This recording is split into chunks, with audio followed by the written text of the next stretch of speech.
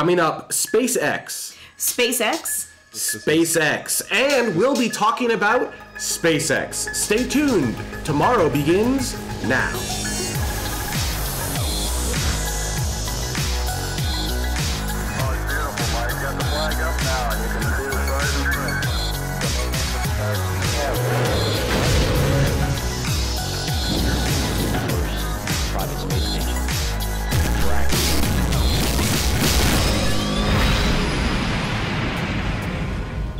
And welcome to Space Vidcast, episode 7.12 for Saturday, April 26th, 2014. My name is Benjamin Higginbotham. With me, as always, the beautiful, lovely, wonderful, and talented Carrie Ann Higginbotham, and we'll be your hosts for this epic. So did I call it Space Vidcast accidentally? Yeah. I did. It's actually, you can see right here, we changed it to tomorrow. It's 7 years of habit. 7 years of habit made that go. We'd like to thank all the premier members of Tomorrow that made this episode happen. These are the people who have contributed at least $10 for this specific episode to make it happen. And we are humbled and honored that you were willing to put money into the show to help make it happen and make it better each and every week. So thank you very much. You can go to patreon.com/TMRO if you'd like to help contribute to the show. Remember, we are community sponsored, so it's your money that helps helps us produce the show. Apparently not well. Apparently this is going to be a bad speaking show. This will be interesting to see how this goes. Let's go ahead and get straight into some space news. First off, last week we talked a little bit about SpaceX and the delays in the flight, and one of the reasons they delayed was something called an MDM. It's a multiplexer demultiplexer on the International Space Station, and this is basically one of the critical components on the space station. There was a backup, so the backup was running. The astronauts were never in any danger, but it did put SpaceX's launch at risk. Well, they've had some time. They did a spacewalk, and they have actually repaired the failed MDM on Wednesday, April 23rd. Rick help me out with that. Mastracchio and Steve Swanson went out to the International Space Station. And Dad, if you have the clip, you can it's just voiceover. You can just play it at any time. There you go. So this is actual spacewalk footage of them out there kind of working on it. This was super, super fast. From the door, like from hatch opening to closing, was what, 90 minutes you said? Yeah, it was an hour and 36 minutes. They left at, I believe it was something like 9:56 a.m. Eastern Standard Time, or 13:56 GMT, and then he came back inside 11:32 a.m. Eastern Daylight Time, or 15:32 GMT.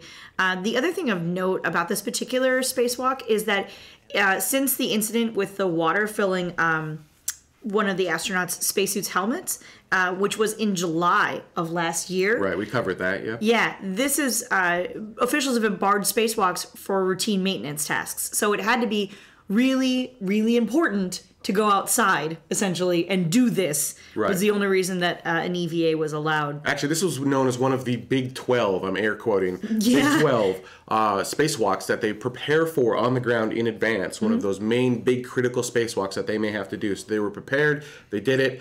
MDM seems to be back online operational again, so they've got fully fault-tolerant multiplexer demultiplexers. Yeah, they were saying that there's 46 computers on just the U.S. portion side of the United States, of the space station, and 24 of those are external. Of those 24, this MDM controls 12 of them. So it's a big, big, big deal. So moving right along, one of the things that happened with the SpaceX launch slipping, so first, I don't remember what happened first or second, but basically the range radar went down, right. And then there was potential weather problems, and then something else slid. A helium leak on the vehicle. So it kept sliding to the right. That happens in space. But because of that, NASA has had to rejigger the COTS transportation schedule to the International Space Station. And that means that now Orbital Sciences, their mission to the International Space Station has slipped to June. It's going to be somewhere around June 10th, and that would come out to around 6:07 a.m. Coordinated Universal Time. And that will be just the same thing as what Dragon did. It's going to be a cargo resupply mission. A little bit different in that it can't take cargo back down. Right. So the Antares vehicle can take it can up mass, but it can't down mass. Right. So that's one of the big differences Which there. isn't like a huge surprise, really, all in all. And they're not exactly interchangeable, so it's not like one person can take somebody else's slot and all of those other things. But yeah, so they slipped to June, which is a little unfortunate, but it's not to be unexpected. I was trying to remember the name of the spacecraft. It's the Cygnus spacecraft. There you so go. Antares launch vehicle, Antares rocket, and Cygnus spacecraft sits on top of that. So June now. Yay. Dragon, since last time we talked, Dragon launched to the International Space Station, Yes. but now it is berthed to the International Space Station. That is the actual proper term. It has not docked. Docking is when you do it under your own power. Berthing is when you do it under the power of the International Space Station. And because the Dragon uses what's called the big doors, in other words, they have a giant hatch where they can move entire racks through it, not just a small docking collar. So because of that giant hatch, they have to use the berthing ports. And that's exactly what happened. The astronauts on board the International Space Station use Canadarm2. It reaches out to Dragon. It grabs onto it. It pulls it in, and under the space station's power, it will berth and attach Dragon to the International Space Station. And there you can see that's the GNC bay door that's open right there. And there's that kind of triangle-shaped thing. That's what the robotic arm will grab onto. So it grabs onto that, pulls Dragon in, and then the very top part, the round part, is what interfaces with the International I gotta say, Space Station. I love the cargo list are things like there's a fresh spacesuit, habitat for red romaine lettuce to check vegetation growth and microgravity, and legs for Robonaut 2, and legs. So there's a spacesuit, some lettuce, and some legs. There's more than that. No, I know, but it's so funny to me for that to be like, all right, check. You got the legs? Yep. All right, check. You got the lettuce? All right. It's just, I don't know. Well, and It sounds remember, funny. you were talking about the spacesuit issue. Yes. These are the replacement spacesuits to Yeah. help fix that issue so that they can go on, I'm going to air quote, casual spacewalks. You don't really do that. And here, actually, you can see the arm coming in to attach to the side of Dragon. So that tool interacts with that and it pulls it in closer. Very cool. So there are about 4,600 pounds of supplies, logistics, and experiments aboard the Dragon spacecraft. It stays berthed to the International Space Station for somewhere around a month or so. And then they're going to be reloading it with experiments that they want to bring back and things that need to survive it. Currently, the Dragon is the only spacecraft from any country or any commercial provider that can downmass large quantities of experiments and non-human payload back down to Earth and successfully recover it. All of the other spacecrafts, the Soyuz, it can downmass humans, but not really any experiments. It can only take really small experiments. And then the Progress vehicles, ATV vehicles, all of those, and even the Cygnus, or once it's done upmassing and it's done with its mission, they've offloaded everything, they'll load garbage onto it, but when it comes back down to Earth, those vehicles will break up in the atmosphere, and here you can see it getting attached, and yay, capture confirmed. All right, moving along. SpaceX, so Elon had this last minute surprise press conference in Washington, D.C. At 12:01 a.m. Eastern Daylight Time, he was like, hey, just so you know, later today, press conference at an undisclosed location. And it was like, okay. So a little bit bizarre. there were three main things. I think they intended it for it to be two. There were three main things that came out of this press conference. One of these things we're going to talk about in the second part of the show. But the other two we're going to talk about right now. And the first one was the reusability. Sounded like it worked really well. Here, in Elon's own words, here you go. I'm happy to confirm that we were able to do a soft landing of the Falcon 9 boost stage in the Atlantic, all the data that we received back shows that it did the soft landing and was in a healthy condition after that. It does look like it was that the stage was subsequently destroyed by wave action, because the seas were very heavy. It was like 15 to 20 foot seas. So we suspect the stage was destroyed due to the essentially stormy seas. But the data is very clear that it shows a soft landing. It shows deployment of all the legs, and that the stage was in a safe state in the water. With each successive launch, and we have several more launches this year, we expect to get more and more precise with the landing. And if all goes well, I am optimistic that we'll be able to land the stage back at Cape Canaveral by the end of the year. Dude, by the end of 2014, he's saying they could possibly land the stage back at Cape Canaveral. That's kind of crazy. That's not insane gonna lie. and awesome at the same time. It also sounds like the first stage worked as they expected. It came back down. Part of what we didn't include in that video was he talked a little bit about there was a video downlink that they got from the vehicle that was somewhat dirty. So SpaceX is going to try to clean that up as best they can, and then they may release it on their website for other video geeks to try to clean it up if they can, like basically open source video clean up this thing. Nice. and see what they can get out of it. That's so cool. That was something else that he mentioned at the conference. So huge steps for reusability for a rocket. And actually I think in the comments I'll leave it for comments. Someone challenged me on saying this is the first time we've had a rocket with landing legs deployed, and they're like, well, Space Shuttle had landing legs essentially, but we'll talk about that in comments. But this could completely change everything, right? If we can reuse these rockets here on Earth, it could radically reduce the cost of payloads to low Earth orbit, geotransfer orbit, even beyond possibly. It could also help us landing on Mars, and that's, it changes absolutely everything. Also, in this conference, one of the reporters had asked a question about different launch sites, because you get this contention at launch sites. If you've got a vehicle that's stalled for some reason, you're stuck until you can launch that vehicle. Right. And so here was Elon's answer on launch sites. Well, and our primary launch location is Florida with Cape Canaveral. So we've got Pad 40 on the Cape Canaveral side, and then Pad 39A on the NASA side. And we're actually building out 39A with the ability to do the Falcon Heavy.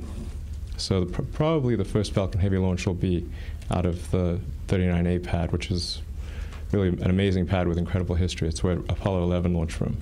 So I think that's for the foreseeable future, we expect most of our launch activity to go out of the Cape Canaveral, Cape Kennedy area. We're also developing a launch pad on the south coast of Texas near Brownsville, and we're waiting on the final environmental approvals for that. We expect to get those soon, and we'll probably have that site active in a couple of years. Now, that was the most official statement about Brownsville that I've ever heard from Elon. Yeah. Talking about a potential launch site in southern Texas. Yep.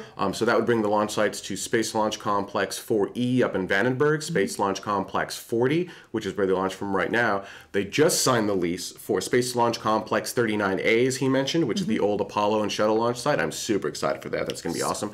And then, of course, a fourth launch site in right outside, I think he said, Brownsville, Texas. So that would be quite a few launch sites that they'd be able to make sure that they don't have launch contention happening, right, and that they just move whatever resource they need wherever.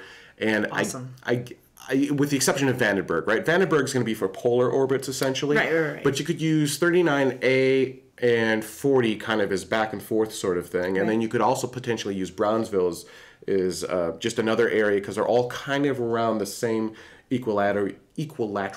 Right. So you could essentially get the same orbit from all three of those launch sites, and that would be that's good to have options. Yeah, you have more options for launching the same kind of payloads, and that's only a good thing. All right, we're going to take a quick break, and when we come back, the main reason that SpaceX had that press conference was not happy news. It was an interesting press conference, and we're going to talk about that when we come back. So stay with us. We'll be right back. Look into her face, determination in her eyes. She won't give up or quit or fall for little fashion lies. Filled with awesome expectation, this girl's a fascination. Nothing in her way will keep her from her destination, 'cause she's fire walking. She's fire walking. When it's hot, she keeps on moving. No way. Keeps on improving. Yeah, she's fire walking. She's fire walking to be free. So I was just telling Carrie Ann, I changed the weekly launch calendar to actually say the word weekly in it. Right. But I wasn't paying attention to the ending frame, and so the last key is like weekly launch calendar. By the time Good job. Fix that for next week. Good job. Well, before we get started, I wanted to say a huge thank you to all the Space Vidcast patrons who make this go. These are the producers of tomorrow. Again, it's habit for saying Space Vidcast. Producers of tomorrow who help make this episode go. This is everyone who spent $5 or more on this specific episode to bring this to you. I'd like to say, again, huge thank you. We really absolutely appreciate everything that you do for the show to help make this happen week after week, month after month. And you can get more information on that at patreon.com/TMRO. All right, so the big news that came out of that press conference, I mean, the idea that we're landing the boost stages, that was pretty big news. The Brownsville thing, that was kind of an offhand comment, but still pretty big news. But the big thing is SpaceX is filing suit against the Air Force. Here's Elon's own words. SpaceX has decided to file suit and protest the Air Force ELV block buy. This is a 36-core sole source uncompeted procurement that was signed earlier this year, and that essentially blocks companies like SpaceX from competing for national security launches. Essentially, what we feel is that that this is not right. That the national security launches should be put up for competition, and they should not be awarded on a sole source, uncompeted basis. And it just seems odd that if our vehicle is good enough for NASA and supporting a $100 billion space station, and it's good enough for launching NASA science satellites, for launching complex commercial geostationary satellites, and really every satellite you can imagine. There's no reasonable basis for it not being capable of launching something quite simple like a GPS satellite. All right, so fairly fair argument. Now, one thing, tomorrow has a no acronym policy, and EELV is thrown around a lot in all of these. That stands for Evolved Expendable Launch Vehicle, and that's just a fancy way of saying next generation rocket, basically. The EELV program is something that the Air Force has that they, for their basically the rockets that they launch their classified payloads on. So any Air Force classified payload, or I guess even an NRO payload possibly would go up on those as well. Those all go up on what they call EELVs, and that actually is a term that came out of the shuttle era. We used to have rockets, and then the shuttle was reusable, so they renamed the rocket to Expendable Launch Vehicle. Which I have to say, I think is kind of funny because it's deemed to be expendable. It's deemed to be, well, we're just going to throw this away. That's totally okay. And SpaceX is making this huge push. I mean, it's the name. There's separate. There are separate things, but I just thought that was a funny. Right. Anyway. So what's happened is the Air Force has done a block buy of 36 rocket cores from United Launch Alliance (ULA), and they have spent a fantastic amount of money to do this. And ULA is saying this is what, if you block buy them, this will be cheaper, because if you buy in bulk, the price goes down. Right. Anyone who's been to Costco knows how that goes. Yeah, that's a fair and reasonable expectation. The problem is that ULA came around when Lockheed Martin and Boeing essentially merged. They didn't merge companies, but they merged into this single entity called ULA that launches both the Atlas V and the Delta IV rocket. And the thought process, the way it was sold to the government was, this will help keep costs lower. Right. Unfortunately, what it ended up doing, as in with most monopolies, is it drove the cost up. And now I think they are the most expensive launch provider on the face of the planet. And SpaceX is saying, look, this isn't right. In fact, talking about price, this is what Elon says on how expensive United Launch Alliance is. The ULA rockets are basically about 4 times more expensive than ours. So this contract is costing the U.S. taxpayers billions of dollars for no reason. And to sort of add salt to the wound, the primary engine used is a Russian main engine made in Russia. And moreover, the person who's sort of heads up Russian space activities is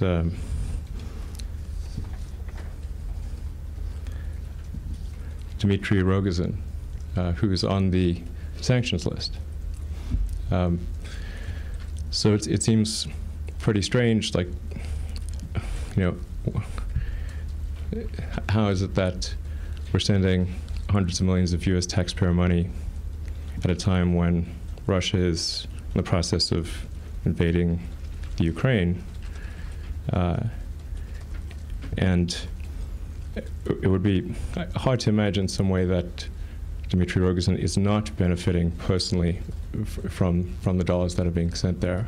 So on the surface of it, it appears that there's good probability of some sanctions violation as well. And we think this deserves to have a spotlight on it. And let's let the sort of sunshine on this. And as I say, sunlight is the best disinfectant. And if everything's fine, then I guess that's great. But that seems unlikely to me. So, key thing of pointing out here is that he's talking about Russian engines used in United Launch Alliance vehicles. Yep. And that is true for the Atlas V. The Delta IV does not use Russian engines. Right. The Atlas V does use the, the RD-188. Yes. Yeah, I mean, he's not necessarily wrong there, especially when we've got sanctions against Russia right now. We are using these Russian engines, but we also did purchase these a while ago, is my understanding. ULA said, look, we've got like a 2-year stockpile of these engines. Right. So we've got a bunch of these engines. We can kind of wait for the political turmoil to kind of do whatever, work itself out. But they also say that they've got the plans for the engines as well. So, if this doesn't work itself out, they can actually bring production of the engine in-house. Sure, but bringing production of the engine in-house could take in-house being to America. To America could take 2 to 3 years. Theoretically, you could have a year or two gap in the middle there between the time that you've used your stockpile and before you've really spun up production to the point where you can be pumping them out in the rate that you need them to be. That's potential. So I think where Elon is having an issue is, look, we're already, yes, it's RD-180s. I'm sorry, RD-180, yeah. Yeah, apologize for that. I think what Elon is basically saying is, at least on that front, is that SpaceX is already making them here in America.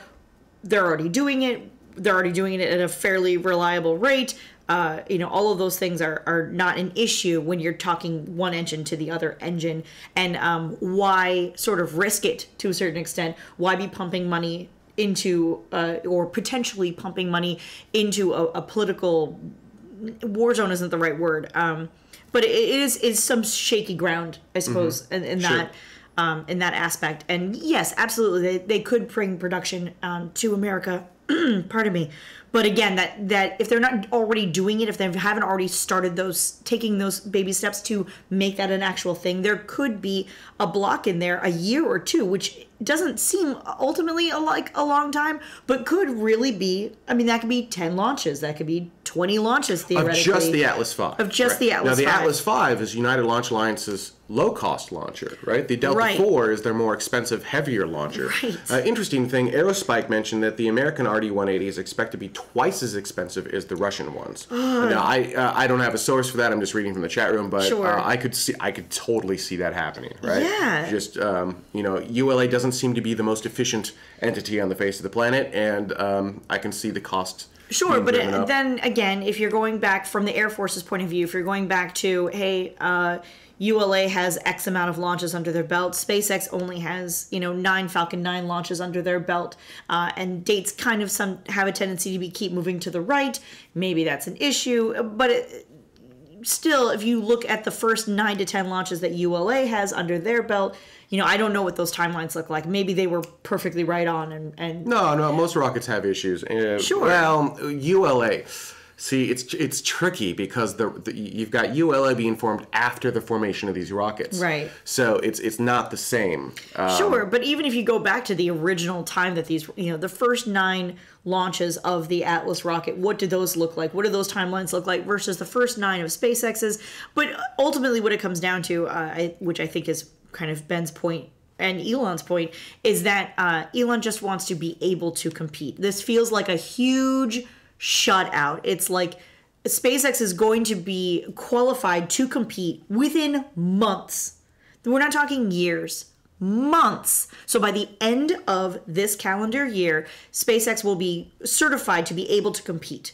In his own words, right here. There you go. This is not SpaceX protesting and saying that these launches should be awarded to us. We're just protesting and saying these launches should be competed. And if we compete and lose, that's fine. But why were they not even competed? And it's just that just doesn't make sense. I mean, there's we've heard statements about, well, there's this like certification process. Like, okay, well, we're most of the way through that certification process. So far, there've been 0 changes to the rocket. This is a paperwork exercise, and since this is a large multi-year contract, why not wait a few months for the certification process to complete and then do the competition? That seems very reasonable to me.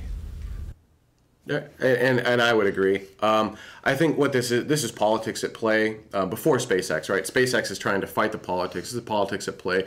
United Launch Alliance knows that they're very expensive and that they haven't done anything to advance the industry. They haven't done anything to drive the cost down. They've just been kind of milking it for all it's worth. And SpaceX, when that happens, you open the door to competition. They did that. Competition has come in, and so they're trying to block that competition so they can continue to milk it for all it's worth. Now that will only work in 2 scenarios. One, for however long they're allowed to block out the competition, which I don't think will last if SpaceX continues to fly reliably and payloads as large as their payloads for massive reduction in cost. Or 2, if there are problems in the commercial sector where you do start having failure after failure after failure, they can point to that and say, hey, look, we have reliability. We cost more, but we're more reliable. They haven't had that opportunity yet, right? Because SpaceX has had mission success. Of the 9 flights, I call it 8.5 success. There was only 1 partial failure with a secondary payload, which generally speaking, DoD and Air Force missions wouldn't be considered a secondary payload, so it would be, for them, it would be full mission success. In fact, Senator McCain has gotten involved, and he sent a couple of different letters, basically very sternly worded letters, 2 of them, and here's the beginning of one of them. This one goes to Secretary of the Air Force, Deborah Lee James, and you can kind of see just the introductory paragraph. But then basically it goes on to say, and there's a tiny URL underneath this picture if you want to read the entire text of all of these. Basically it goes on to say, look, I don't think, essentially the fundamental it comes down to, I think you were truthful but lying by leaving out details. And what you actually testified and said wasn't entirely true because of the details that you left out. And I'd like you to explain why this has happened. And so at this point, Senator McCain's involved saying, the hell, guys, what's going on here? Yeah. And, when you take a step back and you just look at it, it's essentially, and I hate to oversimplify it to this point, but these launch providers are like FedEx or UPS, right? They're doing the same thing. They're taking a package, a payload, and they're delivering it somewhere. Right. That's all they're doing. And so you don't need the super expensive package delivery service. You just need the one that gets it there on time and reliably. Mm-hmm. And as long as you've got that in the tracking number, right? Well, you should be set. And I think that's kind of Elon's point, is saying, I don't understand how this is happening or why this is happening. This doesn't make any sense. And it's clearly backroom politics. So we'll see how this all plays out. I'm, of course, rooting for SpaceX. Actually, what I'm really rooting for is competition. What I'd really like to see is not just SpaceX, but I'd like to see SpaceX, Orbital, United Launch Alliance, which would be Boeing and Lockheed, and maybe even some other entrants come in and start competing for these launches, because competition is good. Competition forces you to innovate, and it forces you to keep your prices down. It's what keeps the industry on its toes. United Launch Alliance hasn't had competition. Well, they do now. And I'm excited to see what will happen in this new competitive marketplace. I'm not anti-ULA. If ULA can come up and start competing, go ULA, right? Absolutely. If they can start driving their costs down, reduce the cost of access to space, if they can start innovating, doing some sort of flyback program, or maybe there's something that I haven't even dreamed of yet, awesome. Good for them. If they can get humans on Mars cheaply and effectively, great, good for them. Yeah. But they need to start innovating in that way. They need to stop being this big, fat, lazy cat sitting on a couch basking in the sunlight of the DoD's money, and get up and start. Was that terrible? That was a bad one. Clearly, I'm done, and we're going to go to a quick break. But that's fundamentally the point of this entire segment. Is it's time to allow competition, and that's SpaceX's point as well. They're not saying they should be awarded these contracts. No. What they're saying is they should be allowed to compete for the contracts. Right now, they're not even allowed to compete, and that's their problem. If they compete and lose, then they lost. That sucks, but then they lost, and ULA still gets to fly. But they need to be allowed to compete. They shouldn't be blocked out of it. All right, we're going to take a quick break. And when we come back, comments from last week's show. Stay with us. We'll be right back. 1, 0. Liftoff. The fleet of space shuttles were doing amazing things in space. We've got all your space geekery right here. And welcome back. I'd like to thank all of the Space Vidcast patrons who helped make this episode go. This is anyone who contributed $1 or more. Look at the long list of patrons that we've got at this point, contributing to help make Space Vidcast go. Space Vidcast tomorrow. In all fairness, I am still drugged up. I still do have the plague. How am I supposed to say it? Plague. I don't know, it's Minnesotan. I am still fighting a head cold. I am drugged up, so I'll get it right now. It's just 7 years, man. 7 years of saying it. But I do enjoy the new name immensely. Tomorrow. So these are the patrons of Tomorrow who help make this show go. A huge thank you to every single one of them. If you think that there's value in this show, and if you want to help keep this show broadcasting week after week, even $1 helps. Go to patreon.com/TMRO, and please consider contributing. $1 per episode, 50 cents per episode, whatever makes sense for you. For the less than a cup of coffee, you can help keep a show about science, space, and the cosmos on the air and broadcasting worldwide, live and on demand. I think that's pretty cool. And we want to do even bigger, badder, greater things with the show. We continue to invest that money back into the show. We have a new audio board. We did move backwards to our old mics. I'll talk about that after when the show's off the air. And other cool things. So again, patreon.com/TMRO. Let's go ahead and get started with some comments. This first one comes from Halva Rankus? There you go. Yay. Do you two consider yourselves transhumanists? If not, is that partly because you haven't studied sufficiently what transhumanism stands for? I would say yes. I haven't studied sufficiently. There were two questions. Were you saying yes to the first one or yes to the second one? I don't think I understand exactly what a transhuman is. If that's saying someone who believes humanity can be more than what it is today, then yes. But I think that's also evolution. So now whether that's man-made or nature-made, I'm thinking that humans have at this point gotten to the point where they can self-evolve, if that makes any sense. Mm-hmm. So I don't know if that fits in that definition. I don't know or understand the definition. It's not an area that I normally study, so I simply don't know. Although, we're really big fans of Plus Ultra. Plus Ultra, absolutely. Next question comes from Fabio Milan, saying, are you forgetting the time elongation when you approach light speed? Yes. So last week we talked about how... if you're going, you wanted to go somewhere that was 500 light years away, and you're traveling the speed of light. It's even then, it's a 500 year journey. Right. And that it was to make a point that I was trying to make the point that these distances are very vast, and even at the theoretical fastest we could go, it would take forever. Unfortunately, that, again, drugged up, as you approach the speed of light, essentially time stops to basically zero. So traveling, while the time on Earth would actually go, your time would stop. So to you, the trip would be essentially instant. To everyone else, when you come back to Earth, everyone you ever knew would be dead. So, unless, of course, we live forever, at which point they would still be there. They'd just be 5,000 years older. So yes, I was completely and totally forgetting about time elongation.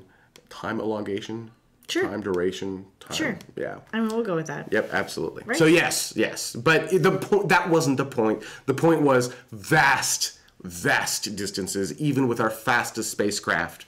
Not a thing that you're getting to in a single human lifetime. And even then, if I may continue for a moment. You go right ahead. You can't travel at the speed of light. The amount of energy required is essentially infinite. So you can't. Okay. All right. Next comment comes from Bobbert for him. It says, it's okay to say we. When I was a kid, I said we to describe the Apollo project, and that's the way I feel about SpaceX. I'm cheering on every launch, even these little test runs. They have great ambitions, and they're reaching for them. That's my SpaceX, period. Boom. Just Absolutely. like that. Just like that. And that comment comes from last week. I was saying we with regards to SpaceX because we do both work at SpaceX. Although the show is completely independent from SpaceX, they have no idea what we're talking about here. We generally try not to talk about SpaceX too much, although this was a SpaceX heavy show. But the views and opinions here on this show have nothing to do with the views and opinions of SpaceX. Just we said that in the beginning in the opening slate. Say that again here. These are our personal opinions and views. Not that of SpaceX. I agree with Bobbert though. I do have that particular. That's a verbal tick, if you will, that I've sort of held over myself. I worked at a particular Starbucks. It was my Starbucks. I worked at a particular Target. It was my Target. We as a team, that sort of. That general feeling, though, I do like and I do adhere to, that we as humanity, we as a team, we as a group of humans are doing all of this sort of together. Even if you're doing one thing and I'm doing a different thing, if we all have the same common goal, then we are doing this. So I would totally agree. And I would say that anyone who's doing the exciting things like this, because my hope is that the journey that SpaceX is going on, sending humans to Mars, that they will bring us along with them. In meaning, much like when we went to the moon, we went to the moon. We were brought along with live video cameras, and I hope that SpaceX does the same thing, but even bigger and grander. Where is this just? I mean, they bring humanity with them in some regards when they go to Mars, and I'm excited for what SpaceX is doing. I think it is collectively our space company, although it's a little bit different because it's not a government space agency, and so we don't have any say in what they do. They're going to do whatever is correct for them, which is both a pro and a con. So yeah, I'm right there with you, Bobbert, for him. It is collectively our space company, and I think a lot of people, not everyone, but a lot of people are cheering them on, and I'm excited to see what they do next. And you're right, I'll continue referring to them as we because it's probably the right thing to do. I do have to be careful because I don't want people to think that what we say here... We are not speaking on behalf of we. That's correct. We are never speaking on behalf of SpaceX. I have to be super clear about that.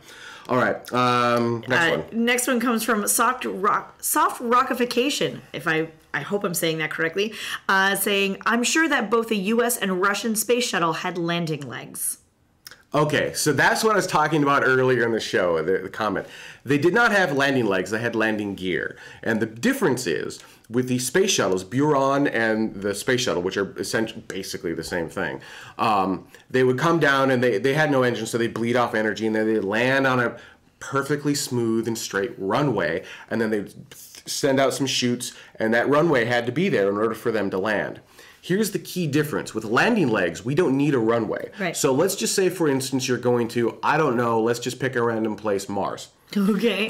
Super random. Random place. Totes. Never been to Mars before. There's no runway. So now my landing gear, no worky. But landing legs, as long as the surface is flat enough, right? And Flattish. even flattish, and even then they can probably compensate a little bit.